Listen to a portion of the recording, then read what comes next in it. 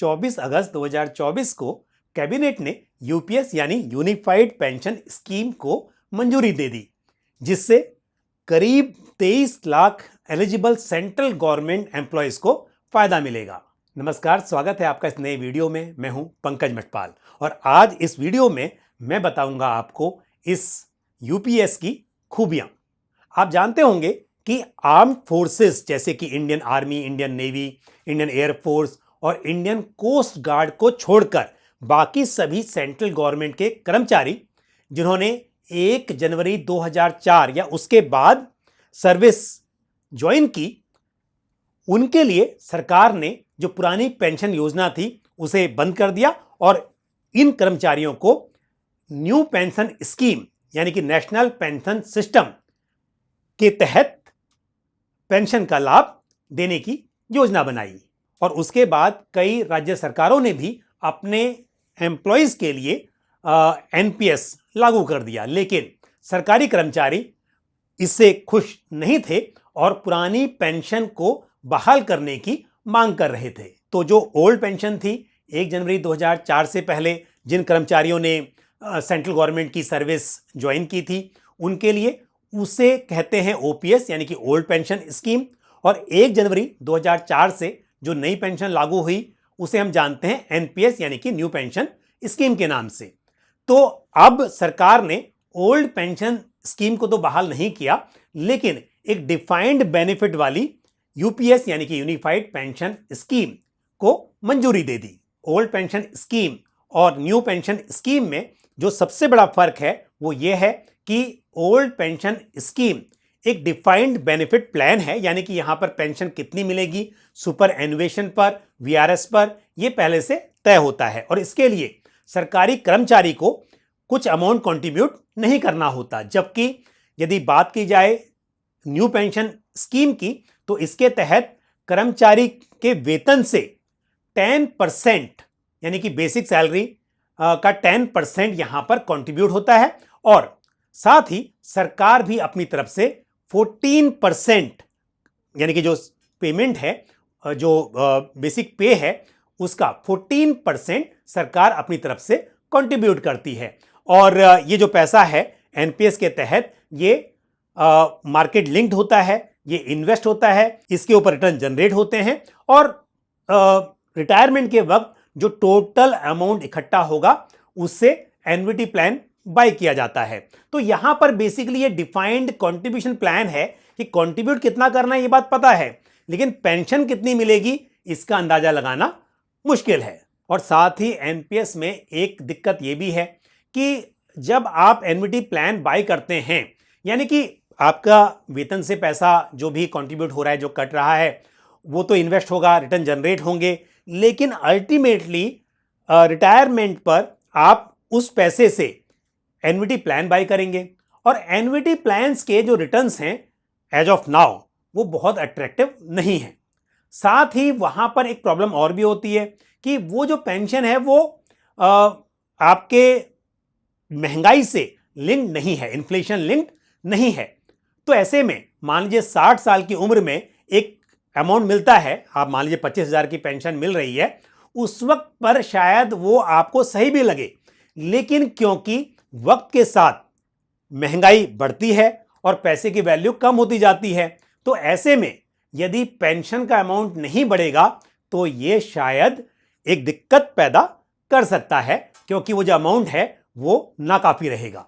अब बात करते हैं यूपीएस यानी कि यूनिफाइड पेंशन स्कीम की। तो ये किस तरह से ओपीएस और एनपीएस से अलग है और ये किस तरह से एनपीएस से बेहतर है, इसे भी हम समझेंगे। तो सबसे पहले ये समझते हैं कि यूपीएस किस तरह से एनपीएस जैसा है। तो जिस तरह से एनपीएस में आपके पे में से 10% अमाउंट डिडक्ट होता है और वो कंट्रीब्यूट होता है एनपीएस में, इसी तरह से यूपीएस में भी आपके पेमेंट में से 10% कंट्रीब्यूशन यूपीएस में जाएगा। और जिस तरह से सरकार इस वक्त 14% कंट्रीब्यूट करती है पे का, अब वो 18.5% होगा, यानी कि गवर्नमेंट भी यहां पर कंट्रीब्यूट करेगी और ज्यादा करेगी। और साथ ही सरकार ने यह भी कहा है कि हर 3 साल में इसे रिव्यू किया जाएगा और यदि लगेगा कि अमाउंट कम है पेंशन के लिए तो इसे बढ़ाया भी जा सकता है। और यदि बात करें कि एनपीएस से अलग कैसे है ये स्कीम और करीब करीब ओपीएस जैसी क्यों है, तो ये जो अब यूपीएस यानी कि यूनिफाइड पेंशन स्कीम है, ये डिफाइंड बेनिफिट वाली स्कीम है, यानी कि गवर्नमेंट यहां पर आपको गारंटी दे रही है कि रिटायरमेंट के बाद, सुपर एनुएशन के बाद आपको कितनी पेंशन मिलेगी। अच्छा, यहां पर एक गारंटी ये भी है कि जो मिनिमम पेंशन होगी 10 ईयर की सर्विस के बाद वो कम से कम 10,000 रुपीज पर मंथ की होगी। तो यहां पर मिनिमम 25 ईयर्स की आपकी सर्विस होनी चाहिए सुपर एनुएशन के लिए, रिटायरमेंट के लिए। और जब रिटायरमेंट पे आपको पेंशन मिलेगी तो उसकी कैलकुलेशन ये होगी कि रिटायरमेंट से पहले के जो 12 मंथ्स हैं उसकी जो एवरेज आपकी सैलरी है, आपका जो बेसिक आपकी सैलरी है, उसका 50% आपको पेंशन के रूप में दिया जाएगा। तो यहां पर एक तो बात है सुपर एनुएशन की कि आपकी कम से कम 25 साल की सर्विस होनी चाहिए, लेकिन यदि कोई व्यक्ति मिनिमम 10 ईयर के बाद सर्विस छोड़ देता है, वीआरएस ले लेता है, तो उस केस में भी वो एलिजिबल होगा पेंशन के लिए। हालांकि यहां पर जो पेंशन मिलेगी वो एक प्रोरेटा बेसिस पर आपको मिलेगी, यानी कि जैसा मैंने कहा कि सुपर एनुएशन पर जो लास्ट 12 मंथ की सैलरी है उसके हिसाब से तय होगी, 50% उस हिसाब से मिलेगी। लेकिन यदि बीच में कोई व्यक्ति अपनी नौकरी छोड़ देता है तो उस केस में ये कैलकुलेट किया जाएगा प्रोरेटा बेसिस पर, लेकिन यहां पर पेंशन मिलेगी। हाँ, एक बात तय है कि पेंशन उस वक्त नहीं मिलना शुरू हो जाएगी कि जब वो व्यक्ति नौकरी छोड़ता है, बल्कि पेंशन जो सुपर एनुएशन की एज है उस टाइम पर ही मिल पाएगी। और इस यूपीएस में फैमिली पेंशन का भी प्रावधान है, यानी कि जो पेंशनर है उसकी मृत्यु हो जाने पर उसकी फैमिली को जो मतलब कि लास्ट पेंशन मिल रही है उस पेंशनर को उसके 60% की पेंशन उसके स्पाउस को दी जाएगी। तो जैसे मैंने कहा कि हर 3 साल में इस स्कीम को रिव्यू किया जाएगा और जरूरत पड़ने पर सरकार का जो कंट्रीब्यूशन है उसे बढ़ाया जा सकता है, लेकिन जो सरकारी कर्मचारी है उसका कंट्रीब्यूशन 10% पर फिक्स है, वो नहीं बढ़ाया जाएगा।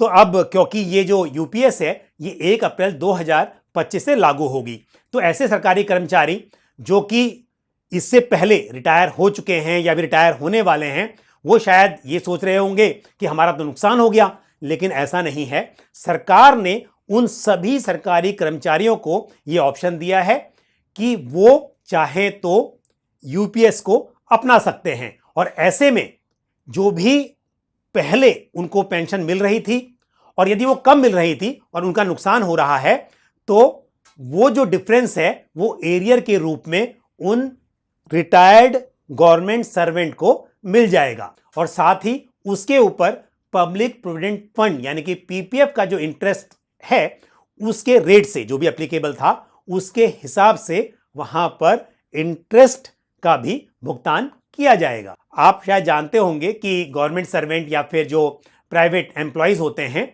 उनके लिए एक ग्रेजुइटी का भी प्रोविजन होता है। तो यहां पर भी यूपीएस के तहत ग्रेजुइटी मिलेगी, उसमें कोई बदलाव नहीं है, लेकिन ग्रेजुइटी के अलावा सुपर एनुएशन पर एक लमसम अमाउंट भी मिलेगा। तो इसका कैलकुलेशन कैसे होगा? तो आपका जो मंथली इमोल्यूमेंट है यानी कि बेसिक प्लस डीए, उसका 1/10 हर 6 महीने की कंप्लीटेड सर्विस के लिए। तो साल में आप 2 बार समझ लीजिए कि 6-6 महीने में यह कैलकुलेट होगा और आपके बेसिक प्लस डीए का 1/10 आपको मिलेगा। और इस हिसाब से जितने साल की टोटल सर्विस होगी उससे इसे मल्टीप्लाई कर दीजिए तो आपको ये अमाउंट मालूम चल जाएगा। तो इतना पैसा सुपर एनुएशन पर एक लमसम के रूप में भी सरकारी कर्मचारी को मिलेगा। और ये जो लमसम अमाउंट मिलेगा इसका आपकी पेंशन पर कोई फर्क नहीं पड़ेगा। और जो पेंशन की कैलकुलेशन मैंने बताई कि लास्ट 12 मंथ्स की जो आपकी सैलरी होगी उसका जो एवरेज है उसके 50% पर आपको पेंशन मिलना शुरू होगी। और एक अच्छी बात यह है कि इस पेंशन को इन्फ्लेशन से लिंक किया गया है, तो यानी कि all India consumer price index for industrial worker के तहत जो इन्फ्लेशन इंडेक्स में बढ़ोतरी होगी, उस हिसाब से पेंशन में भी बढ़ोतरी होगी। तो ये थी कुछ जानकारी यूपीएस के बारे में। हालांकि इसे ओपीएस से कंपेयर करना तो मेरे हिसाब से जायज़ नहीं होगा, लेकिन एनपीएस की तुलना में मेरे हिसाब से ये स्कीम काफ़ी अट्रैक्टिव है और इससे जो सेंट्रल गवर्नमेंट के एम्प्लॉयज़ हैं उनको फ़ायदा होगा। और मुझे उम्मीद है कि आने वाले समय में स्टेट गवर्नमेंट भी इसे अपने यहाँ लागू करेंगी, जिससे स्टेट गवर्नमेंट के जो एम्प्लॉयज़ हैं उन्हें भी इसका फ़ायदा मिल सकेगा। तो अभी तक जो जानकारी मेरे पास है उसके हिसाब से मैंने स्कीम को एक्सप्लेन करने की कोशिश की है। आने वाले समय में इस पर और जानकारी यदि मिलेगी तो मैं फिर से वो जानकारी आपके साथ शेयर करूंगा। और आपके जो भी सवाल या सुझाव हों आप कमेंट बॉक्स में पोस्ट कर सकते हैं और मुझे कमेंट करके आप बता सकते हैं कि आपको ये स्कीम कैसी लगी। आज के लिए बस इतना ही, मुझे दीजिए इजाजत। अगले वीडियो में फिर किसी इंपॉर्टेंट टॉपिक के साथ आपसे मुलाकात होगी। Thank you. जय हिंद।